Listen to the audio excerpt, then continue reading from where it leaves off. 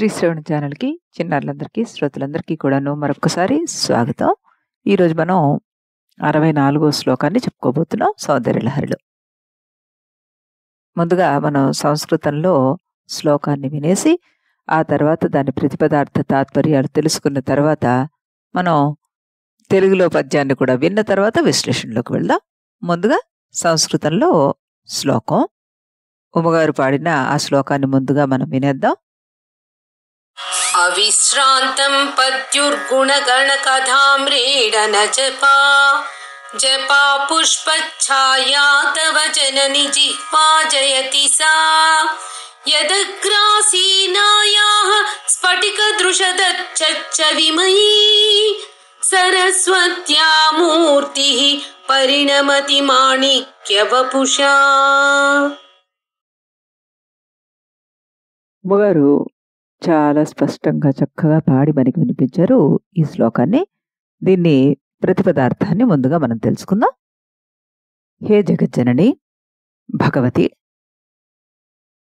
తవ నీ యొక్క జిహ్వ నాలుక జపాపుష్పము యొక్క అంటే మందార పుష్పము యొక్క ఛాయ అరుణవర్ణము కలది, ఎర్రగా ఉంది అని. అవిశ్రాంతం నిరంతరము. పత్యుహు భర్త అయిన శివుని యొక్క గుణగణాలను తెలియజేయు కథలను ఆమ్రేడన మళ్ళీ అన్నమాట వర్ణించుటచే జపము కలదై జయతి జయమును పొందుతోంది. యత్ ఏ నాలుక యొక్క అగ్ర ముందు భాగమున ఆసీనురాలైన సరస్వతీదేవి యొక్క స్ఫటికపు రాయిలాగా అచ్చ అంటే నిర్మలమైన, ఛవిమయీ తెల్లని కాంతి కలిగిన, మూర్తి రూపము, మాణిక్య రత్నాలతో చేసిన, వపుష శరీరముగా, పరిణమతి అంటే మారింది అంటున్నారు.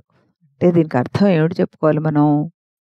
ఓ జగజ్జనని, నువ్వు ఎప్పుడూ కూడాను నిరంతరము విశ్రాంతి అనేది లేకుండా నీ భర్త అయిన ఆ శివుడి గుణగణాలను జపించడం వల్ల నీ నాలుక కూడాను ఎర్ర మందారంలాగా అంటే జపాకుష్పంలాగా అయిపోయింది తల్లి. ఆ నీ నాలుక పైన స్వచ్ఛమైన స్ఫటికం వంటి సరస్వతీదేవి కూర్చుంటుందని మేము ఎరుగుదాం కదా. ఆ ఎరుపు ఆవిడకు కూడా సోకి ఆవిడ కూడా పద్మరాగంలాగా ప్రకాశిస్తోంది అంటూ దీనికి తాత్పర్యం వచ్చిందన్నమాట. ఈ శ్లోకంలో మనకి అమ్మవారి నాలుక గురించి చెప్తున్నారు. ఈ నాలుక సాధారణంగా ఎవరికైనా సరే ఎర్రగా ఉంటుంది. నాలుక ఆ విధంగా ఉండడానికి కారణం ఏమిటి అంటే ఇతమితంగా ఏది లేదు. కానీ శంకరుల వారు మాత్రం నా కవితా శైలిలో దీన్ని కూడా చమత్కారంగానే చెప్తున్నారు. తల్లి, నువ్వు శంకరుల వారిని నిరంతరం ధ్యానిస్తూ పొగుడుతూ ఆయన గుణగణాల గురించే మాట్లాడుతూ ఉంటావు కాబట్టి ఆయనకున్న ఎరుపు రంగు ఏదైతే ఉందో అది నీ నాలుగుకు వచ్చేసింది అంటూ చెప్తున్నారనమాట.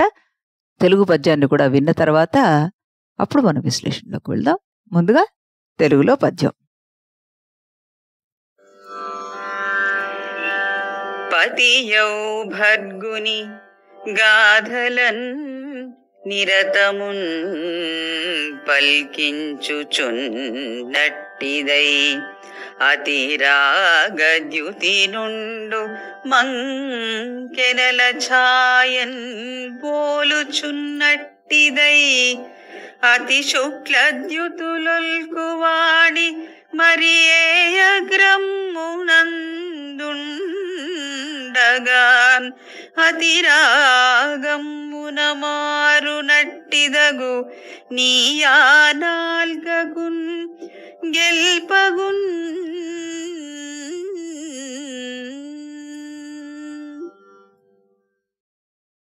అనురాధ గారు ఎంతో చక్కగా మనకి ఈ పద్యాన్ని పాడి వినిపించారు. శ్లోక వివరణలోకి వెళ్తే మనం శంకర భగవత్పాదుల వారు జగన్మాత యొక్క ఈ నాలుకకు సంబంధించిన విషయాన్ని మనకి ఇక్కడ చెప్తున్నారు కదా. ఇందులో సరస్వత్యామూర్తి అనే సరస్వతీదేవి నామం కూడా తీసుకోవడం జరిగింది. సరస్వతి జగన్మాత జిహ్వ చివర వాగ్దేవి రూపంలో ఆసీనురాలై ఉంటుందన్నమాట.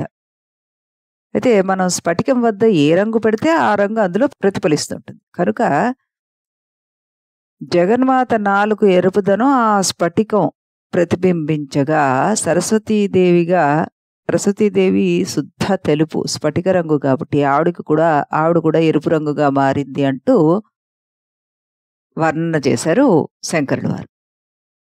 అంటే ఇక్కడ ఏమిటి, అమ్మవారి నాలుక శంకరుల వారి కథ చెప్తూ చెప్తూ ఆయన రంగుని ఆపాదించేసుకుంది అని, అంటే ఆయన యొక్క గుణగణాలను చెప్తూ చెప్తూ ఆయనలాగే తాను అయిపోతుంది అని అర్థం చేసుకుంటే గనక మనకి సత్సంగత్వే నిస్సంగత్వం, నిస్సంగత్వే నిర్మోహత్వం, నిర్మోహత్వే నిశ్చలతత్వం, నిశ్చలతత్వే జీవన్ముక్తి, భజగోవిందం భజగోవిందం అంటూ శంకరుల వారు రచించిన ఈ భజగోవింద శ్లోకాల్లాగా జగన్మాత నిరంతరము ఆ శివపురాణాన్ని పలుకుతూ ఉంటే ఆయన సచ్చరితలే చెప్తూ ఉంది. అది వినగా వినగా వినగా శ్రోతల హృదయాలు కూడాను మంగళకరమైన దైవ కథలు, దైవనామ జపము, స్తోత్రాల పట్ల ఆసక్తి అనురక్తితో నిండిపోయి జగన్మాతలాగానే ఆ భక్తులు శ్రోతలు కూడా మారిపోవాలని చెప్పి ఇక్కడ భ్రమర కీటక న్యాయంలాగా దాన్ని ప్రస్తుతించారు శంకరుల వారు అన్నమాట. అందుకే మనకి ఎప్పుడూ చెప్తుంటారు, నిరంతరము మంచిగా మాట్లాడు, మంచిగా విను, మంచిగా ఆలోచించు అని. అంటే అమ్మవారి జిహ్వను ఆదిశంకరుల వారు వర్ణించారు అంటే ఆ వర్ణ సత్సంగ ప్రభావాన్ని అంతర్గతంగా బోధించారు ఆయన. ఈ నాలుకకి రసన అని సంస్కృతంలో పేరు. మనం మాట్లాడే మాటల్లో అర్థాలు, తిన్న పదార్థాల్లో రుచి ఆ నాలుకే తెలుస్తాయి. ఇంద్రియాల్లో మానవులు నిగ్రహించుకోవాల్సింది ఈ నాలుకొకటే. అమ్మవారి నాలుక వర్ణంలో రహస్యం గ్రహించిన వారికి ఆవిడ అనుగ్రహం వల్ల ఆ నిగ్రహం దానంతట అదే వస్తుంది అని మనం చెప్పుకోవచ్చు. అమ్మవారు అవిశ్రాంతంగా అయ్యవారి కథలు చెప్తున్నారు. అలా ఆయన గురించే మాట్లాడుతుండడం వల్ల ఆయన మీద ఉన్న రాగము, అనురాగము ఇవన్నీ కూడాను ఆవిడలో ఉన్న స్త్రీత్వానికి ఆయన ఎరుపు రంగు ఆవిడకు వచ్చేసింది అని మనం చెప్పుకోవచ్చు. ఆ విధంగా అమ్మవారి నాలుక జపా పుష్పం అంటే మందార పుష్పంలాగా ఎరుపెక్కింది. భర్త గుణగణాలను ప్రశంసించిన ఆవిడ నాలుక మందారాలై పూసింది అంటూ చెప్పుకోవచ్చు మనం. ఆ నాలుకపై అతి స్వచ్ఛమైన స్ఫటిక వంటి తెల్లనైన సరస్వతి అమ్మవారు కూర్చోవడం వల్ల ఆ రంగు ఆవిడ మీద కూడాను ప్రసరించింది.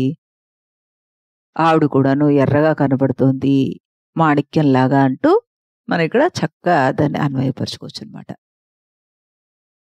ఈ రకంగా మనం ఏ విధంగా మాట్లాడాలి, ఏ విధంగా ప్రవర్తించాలి, ఆ నాలుక యొక్క అసలు రుచి ఏంటి అన్నది తెలుసుకోవడమే దీని అంతరార్థం అన్నమాట. ఇప్పుడు దీనికి సంబంధించిన యంత్రాన్ని మనం చూస్తే అది క్లీం బీజ శ్రీం బీజ షట్కంతో కూడినటువంటి షట్కోణ త్రిశూల షట్క సహితమైనదన్నమాట అది. ఈ శ్లోకాన్ని గనక మనం పఠిస్తే సకల లోక ప్రియత్వం కలుగుతుంది అంటూ చెప్తున్నారు. అంటే మన జిహ్వను మనం అదుపులో పెట్టుకుంటే అందరూ కూడాను మన్ని ప్రియమైన వారిగానే చూస్తారు అంటూ దీని అర్థం. ఎప్పుడు చెప్పినట్టుగానే ఈ యంత్రాన్ని గాని, యంత్రానికి సంబంధించిన బీజాక్షరాన్ని గాని మనంతట మనం ప్రాక్టీస్ చేయకూడదు. ఇది గురుముఖతః నేర్చుకోవాల్సిన విద్య. మళ్ళీ రేపు మరొక శ్లోకంతో ఇదే ఛానల్లో ఇదే సమయానికి కలుద్దాం. అంతవరకు సెలవు.